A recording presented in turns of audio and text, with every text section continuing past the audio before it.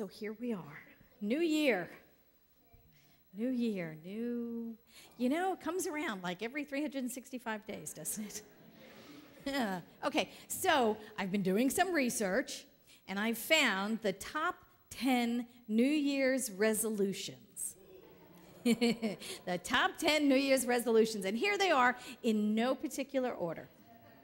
Number 1, spend more time with friends and family. Number 2, exercise more. Number 3, lose weight. I guess they kind of go hand in hand. Number 4, quit smoking. Number 5, enjoy life more. Number 6, quit drinking. Number 7, get out of debt. Number 8, learn something new. Number 9, help others. And number 10, get organized. Get organized. Do any of those sound familiar? Yeah, okay. You know how many Americans make resolutions every year, every January? 45%. That's about half of us. About half of us make resolutions on a yearly basis. You know how many of us are successful at our resolutions? 8%. That's right. That was in the quote this morning. 8%. 8% of us are successful. So, you know why that's so low? Of course we do. Of course we know why it's so low. Because we're the ones making the same stupid resolutions year after year and then fall away from them in the first couple of weeks and then feel like failures and then numb ourselves with the same stupid behaviors we made the resolutions to begin with. We know why they don't work. We know why they don't work. So can you see how that keeps us stuck in those same behaviors? Keeps us stuck in the same behaviors that we've been making the resolutions to begin with. Ernest Holmes said what? You know, that we get stuck in the same old with monotonous regularity. With monotonous regularity. I love that. And so this is what we do. We make those resolutions year after year. We make the same resolutions year after year. And then we fall away from them in the first couple of weeks, and then we feel like failures. And then we begin to numb ourselves with the same behaviors because we feel so bad. Keeps us stuck. It is that same downward spiral. It is the same downward spiral, you know. You also have to remember whose resolutions are they? You have to know whether they're your resolutions or they're someone else's resolutions for you because, you know, we kind of take in information from all over the place. From TV, from friends, from radio, from magazines, you know. We're supposed to look a certain way and we're supposed to act a certain way and we're not supposed to be cussing from the platform. That's another one. I get that one a lot, you know, and I have to remind myself, is this my resolution or is this someone's expectation of me, you know? But you know, it just is what it is. You know what? Really interesting little aside here. You know, Forbes magazine just reported on a study that was done, an experiment that was done. And did you know that cussing, I mean real profanity, actually reduces pain level in people? And that's why when you stub your toe or you hit yourself with the hammer, you know stuff comes flying out of your mouth. Because it actually reduces our pain levels. So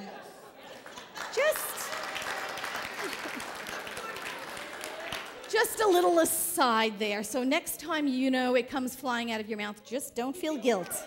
Just don't feel guilt. You know what? Actually, there are real offensive words, you know.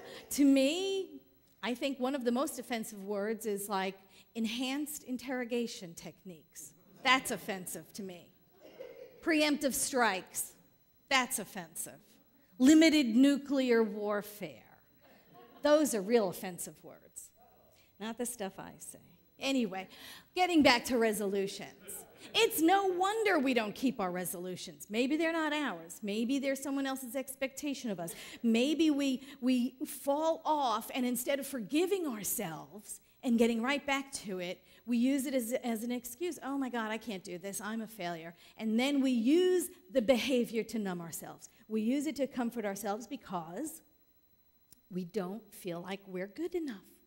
You know, and another thing about resolutions, why can't we keep resolutions? Think of the word itself. The word resolution itself is not conducive to success. Think about it. Resolution, resolve. Resolve, which sounds like a really good word until you break it down. Resolve. Resolve. We are solving again the same thing over and over. We're resolving the same thing. So no wonder why we don't get anywhere with it. That's why resolutions don't work. And here in New Thought, we call ourselves New Thought, right? What was it? Mary Mannon Morrissey once said we call ourselves New Thought, but when was the last time we had one? But we in New Thought say that we understand why resolutions don't work. We know exactly why resolutions don't work. Because if the change in behavior does not first come from a change in consciousness, we are more likely to slip back into our old ways. We are more likely to slip back into our habit patterns. First and foremost, there must be a change in consciousness, in our consciousness. A change in consciousness always precedes its manifestation. We have to get that, and we know that in New Thought. Consciousness of freedom always precedes its manifestation. The consciousness of joy always precedes the manifestation in our experience. The consciousness of unity, of wholeness, of love, whatever it is, the consciousness must be there first, or else the change is short-lived. Ernest Holmes said this, to define what we're talking about when we're talking about consciousness. He said, what I mean by consciousness is the power to know. It is self-knowingness. The source of thought is consciousness. I really want us to get this. The source of thought is consciousness. Thought is not cause. It is effect. Okay? Intelligence is cause. Intelligence is consciousness. So first comes consciousness, then thought, then the word, then law, then the thing, then the manifestation. The manifestation is the last link in the chain. Do we see that? It is the last link in the chain. It's the last place things show up. Consciousness is eternal, without beginning, without end. So we can see where the work needs to be done. It needs to be done in our consciousness, in our mind.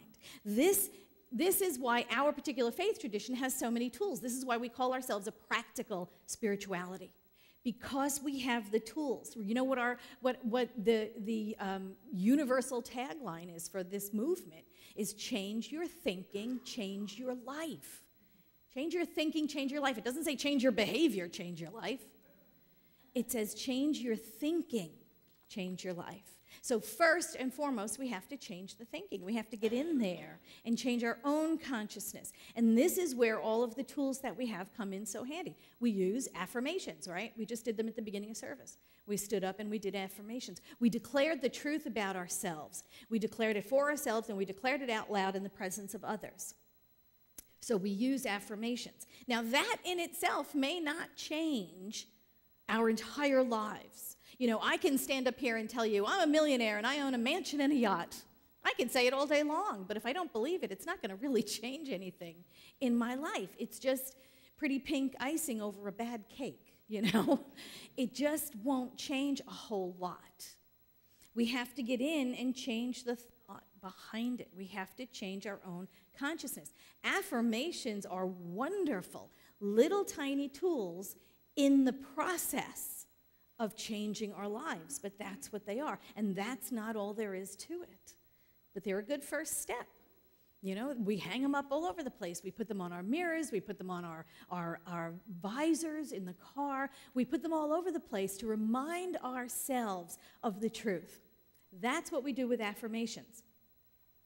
We cannot just recite affirmations over and over and over again, but allow our minds to be preoccupied with our problems, with our lacks, and with our limitations, and expect the affirmations to manifest. Do you see how that works? I mean, even Ernest Holmes said it. You can't pray for 5 minutes in the morning speaking truth and then spend the rest of your day immersed in your problems and expect there to be any lasting change. So affirmations are little reminders of who we are. They are assertions that something exists and that it is true. That's what they are. They're reminders for us of who we are. So it is a tool that we use to start changing our thinking. But again, that's one step in the process. We have meditation and prayer. And I love that. And they are two spiritual practices that I've put together for a reason. Meditation quiets our mind. It shuts off the external world because, you know, the external world is always talking at you, like me. There's always chatter going on. We're always listening to the news and the radio and the TV and people around us, and we're at the water cooler and we're at work, and the voice of the world is always, always intruding upon our thoughts. So meditation is that time out we give ourselves to quiet the external world and to listen for that still small voice within. It is when we are that receptive place. It is when we are at the receptive place. We close out the busyness, the doingness of the world, the demands of the world, and we sit in that quiet space and we await that still small voice. And there's a reason why we do that. It's the practice. Sometimes we hear something. Sometimes we get guidance. Sometimes it's real clear. And sometimes we sit in the silence and we hear nothing. And that's okay too. It is the practice. It is the practice of going within, getting quiet, and listening for the still small voice. Even if we don't hear anything, it doesn't matter. It's the practice. Because what it does is it opens us up to a greater revelation. It opens us up. It makes us available to hear that still small voice. You can't recognize a voice you've never heard before. You can't hear if you're not quiet and listening. So meditation is the real important part. And then there is prayer. And prayer is the active half of that equation. Where meditation opens us up to hear, prayer speaks our good into being. Prayer is us directing the law. So meditation is listening, prayer is speaking. See how that works? One is receptive and one is active. And I put them together because really sometimes we want change in our lives, but we don't even know what we want. So how do you go to prayer if you don't even know what you want? Meditation is a good place to begin. It is a good place to sit in the silence and be with ourselves, be with that still small voice, be with that seed of perfection that is nestled within us, because it will guide us. It is that higher self. It is that spiritual place where we know of ourselves as one with all there is. So meditation first, get direction. Then prayer, speak our word into being. One is receptive, one is active. They go hand in hand. When Ernest Holmes said this, he said, prayer in its truest sense is not petition, not supplication, not a wail of despair. It is rather an alignment. It is a unifying process which takes place in our mind as it reaches to its divine self and to that power which is greater than human understanding. That's what we're doing when we're going to prayer. We are aligning ourselves with what is true for us already. Affirmative prayer is in alignment with the good that is God. It is a declaration that we are, in fact, one with that power and presence of the universe, inseparable from that power and presence of the universe. And we must accept it first in our own minds that this is truth. Ernest Holmes goes on to say, we should be careful to distinguish daydreaming and wishful thinking from really dynamic and creative prayer. When we do not wish, we know. We do not dream, we state. We do not hope, we accept. We do not pray, we announce. We do not expect something is going to happen. We believe that it has already happened.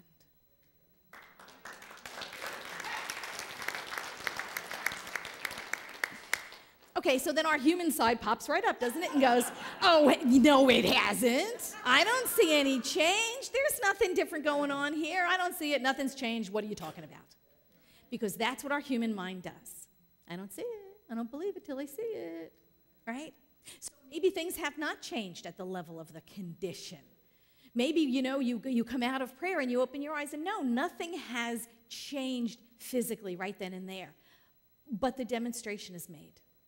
The demonstration is made. Maybe nothing appears to be different, but demonstration has occurred in mind. There has been a shift in energy. There has been a change in the level of our consciousness. And then we proceed in our lives, la la, everything's great, and then all of a sudden what happens? We begin to doubt because we don't see the change in time because it's our timetable. We don't remember God's in charge and all is well. We forget God's in charge and all is well.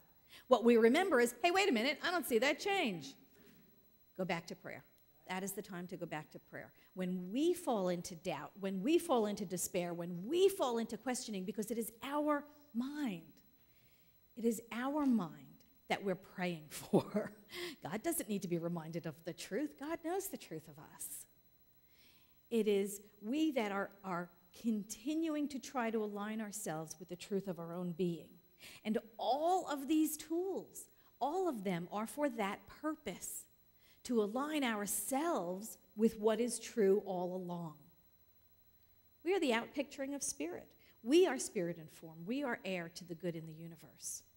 And we are the ones who have delayed and denied and discounted our own good.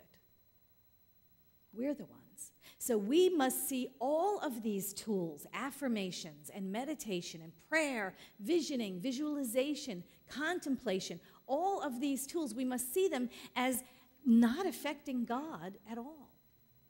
God is the truth of us. All of these tools enlarge our consciousness, engage us in the truth of our being. God knows the truth of us. These tools are not meant to do anything to God. They are to expand our consciousness. They're useful for us to awaken to the truth of who we are in spirit. There is no separation between spirit and all of its creations. They said in the beginning, God created everything. God created everything out of what? Out of itself.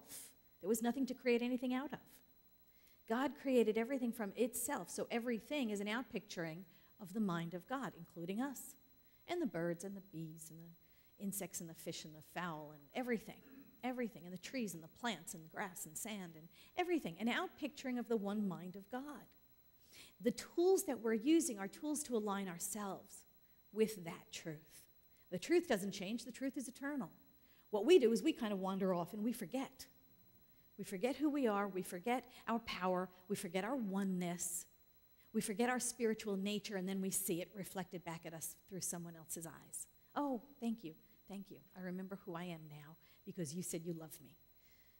I remember who I am now because you forgave me. We see each other. We see the truth of each other reflected back when we see God in someone else's eyes. It reminds us of who we truly are. And Ernest Holmes, in a thing called You, he said this. He said, you rob no person when you discover your own good. You limit no person when you express a greater degree of livingness. You harm no one by being happy. You steal from no one by being prosperous. You hinder no person's evolution when you consciously enter into the kingdom of your own good and possess it today. This is the truth of us.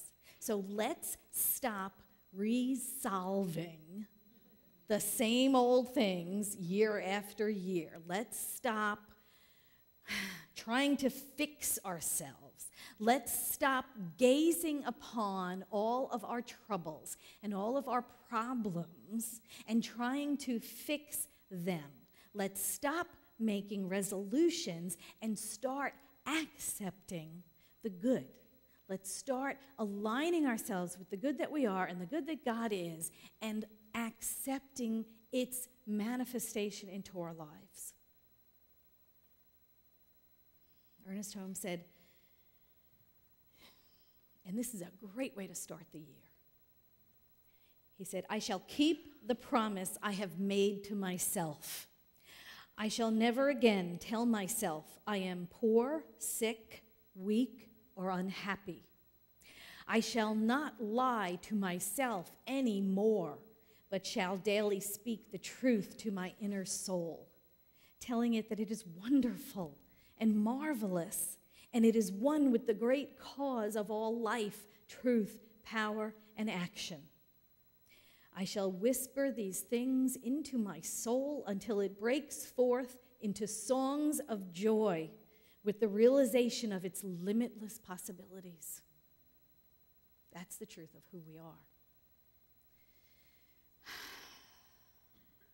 This year, allow your soul to break forth into songs of joy with the realization of your limitless potential. Thank you.